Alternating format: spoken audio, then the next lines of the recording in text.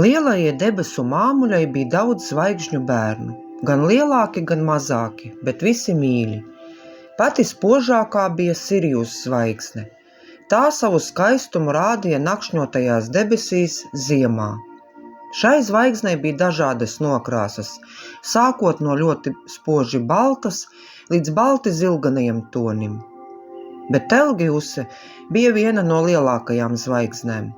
Tā izcēlās ne tikai ar savu iespaidīgo izmēru, bet arī ar sarkanīgu oranžo krāsu.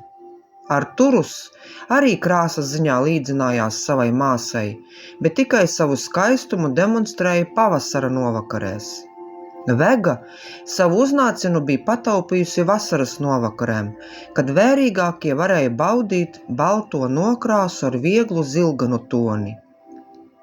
Kapella mīlēja sākt parādīties rudenī, kad debesīs iedegās dzeltenajā ietērpā. Debesu māmuļai bija arī zvaigznītes, kuras viena bez otras nevarēja, gluži kā cilvēku pasaulē, dvīņi. Tādas bija Albireo, viena zvaigzne zila, otra dzeltena. Abas māsņas mīlēja vislabāk dzīvoties vasaras novakarēs. Antares māsas varēja izcelties ar sarkano toni, kuru pastiprināja zilganā krāsa. Vakaros uz piena ceļa tika saklāts galds, kur tad visi sasēdās un pārunāja debesu plašumu jaunumus, notikumus vai varbūt dzirdētos strīdus. Reizēm ierasto ikdienu mīlēja pajaukt kosmosa lielā karote.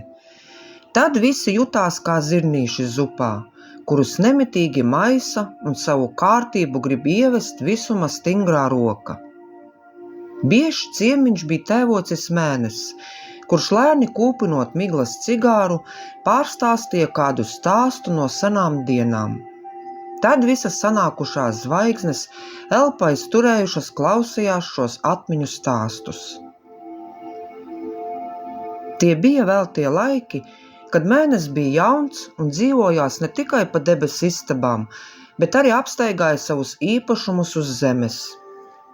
Mēnesis šajos laikos esot bijis turīgs. Piederēja plašie lauki, pļavas, meži, muižas. Viņš bija sirsnīgas dabas. Mīlēja ar katru aprunāties, vai tas no augsmaņu kārtas vai parasto ļaužu. Daudzas iekāroja ne tikai Mēnesis īpašumus, bet arī pašu saimnieku, jo tas savā jaunībā bija tiešām pievilcīgs. Debesu dārzos bieži pastaigājās komētas. Tās bija ledainas, garas ar spožu skaistu asti. Ieraugot Mēnesi, komētas tad sacentās savā krāšņumā, cerot, ka viņš pamanīs un kādu izvēlēsies. Bet jauneklim tās nepatika, tādas nenopietnas, izrādās, kur vajag, kur nē. Mēnesis tad nolēma, ka varbūt uz zemes varēs atrast kādu, kura tad iekaros viņa sirdi. Dienu no dienas, arī pa kādai naktstundai, viņš vēroja visas, tā neuzkrītoši.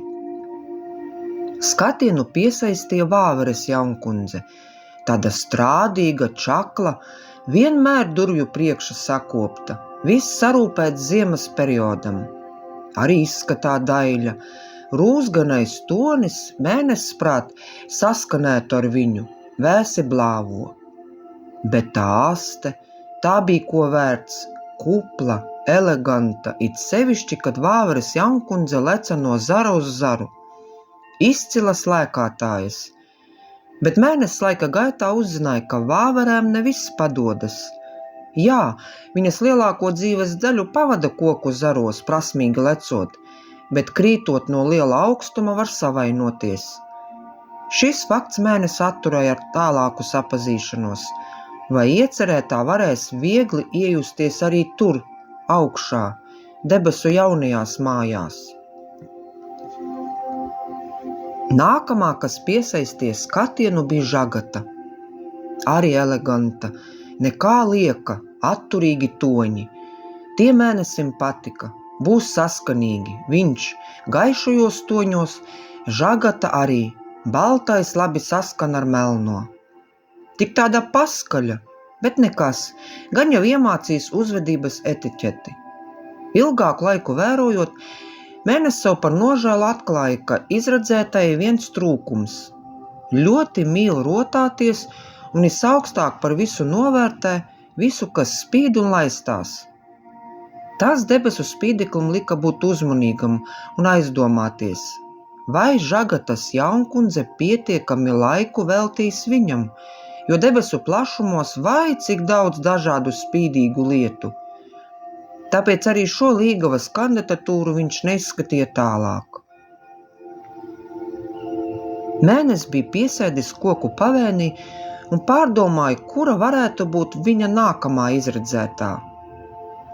Tā klusi un nekustīgi sēžot, viņš ievēroja, ka starp koku zariem ir kāds vai kāda, kas rosās. Tur bija slaida ar garu asti, gaiši brūna ar melniem svītrojumiem, jauna putna jaunkundze, Dzeguze. Kā koķetējot ar Mēnesi, viņa ik pa brīdim iesaucās kukū, saka meklē, nu mani, skaista. Abi sapazinās.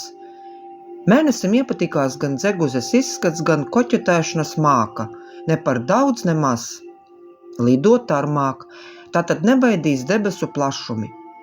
Varēs abi iekārtoties uz dzīvi gan mākoņu spilvanos, gan zemes stabilajos krēslos.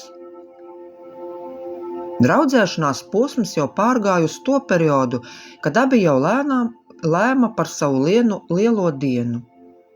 Atlaidīs pīpeņu krēslā, Mēnesis sapņaini vērās tālumā, kad pie viņa pienāca vecā pūce, kura likās, ka ir 2 reiz vecāka par visu debesis jumu. Viņa savā mūžā daudz ko pieredzējusi, tāpēc daudz ko arī zināja teikt. Tad arī pēc sarunas ar šo daudz pieredzējušo sirmāmuļu Mēnesis uzzināja, kāda patiesībā ir Dzeguze.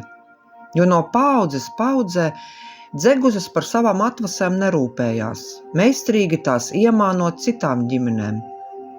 Jā, Mēnesis aizdomājās, pūcei taisnība, kurš tad rūpēsies par viņu pēcnācējiem? Tāpēc sāpīgais lēmums – jāšķiras no Dzeguzes, kamēr nav par vēlu. Skumīgais jauneklis sēdēja pie saviem miglu galdiem, vairs necerot, ka kādu atradīs. Kādu laiku viņš uz zemes nerādījās. Kad skumjas bija nedaudz norimušas, tad pienāca arī tā diena, kad Mēnesis nokāpa uz zemes. Tāds domīgs viņš staigāja. Pretī viņam nāca vienkārša, neuzkrītoša, pelēkā kleitā, pa virs uzsiets lakats, kura garie stūri bija sasieti uz muguras.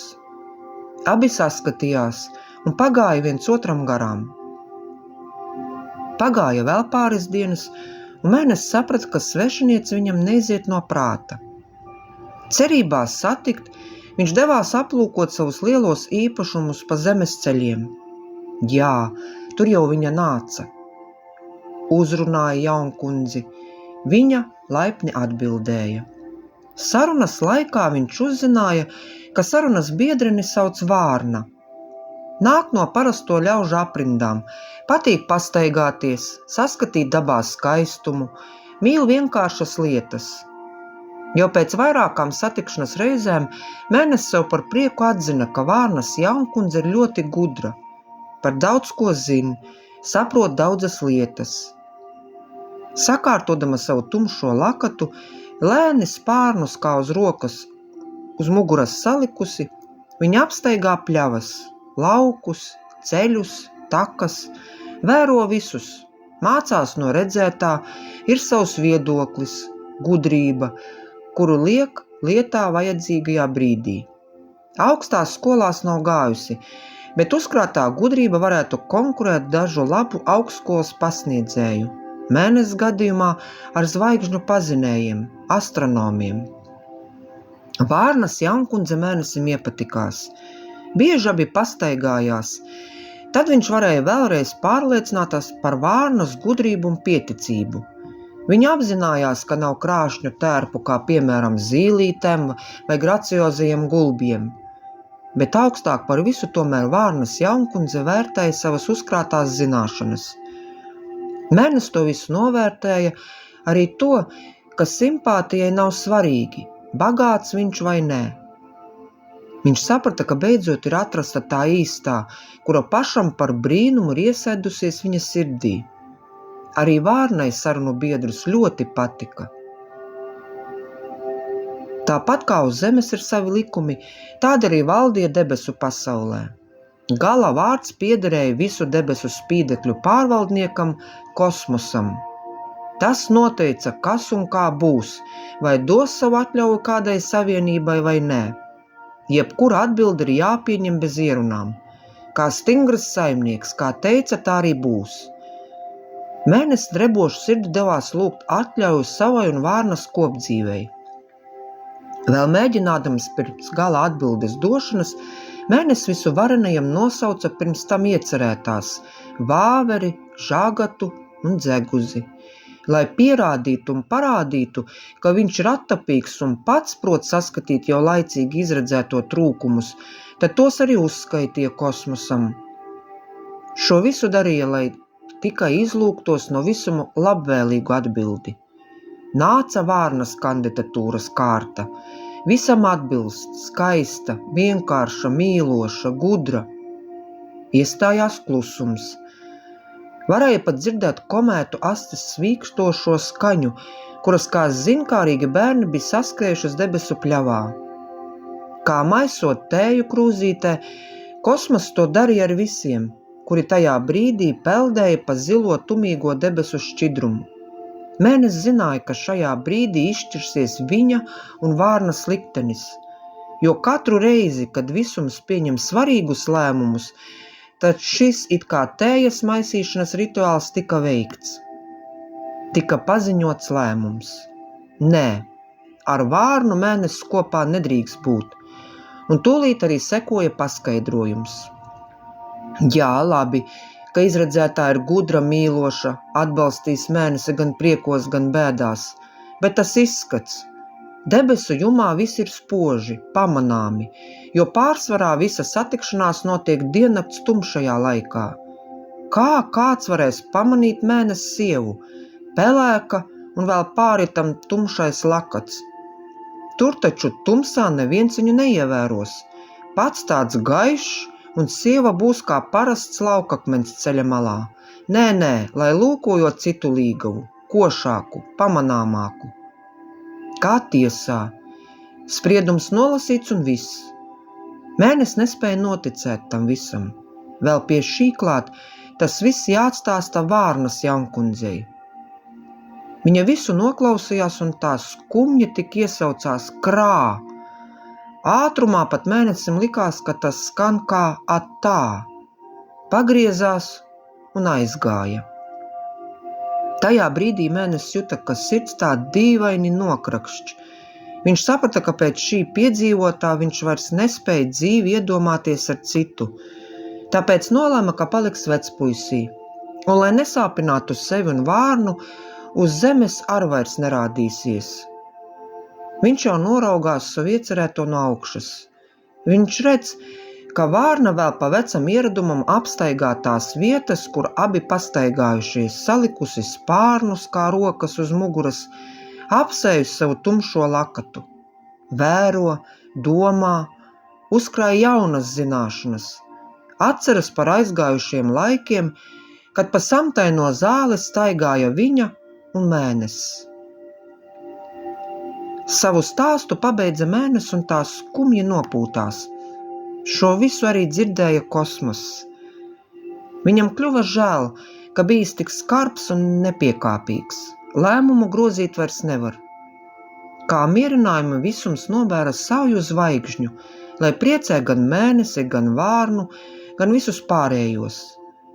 Tās atgādināja mazas zvaigznes dažādās krāsās – rozā, baltas, sarkanas, violetajās arī nokrāsās.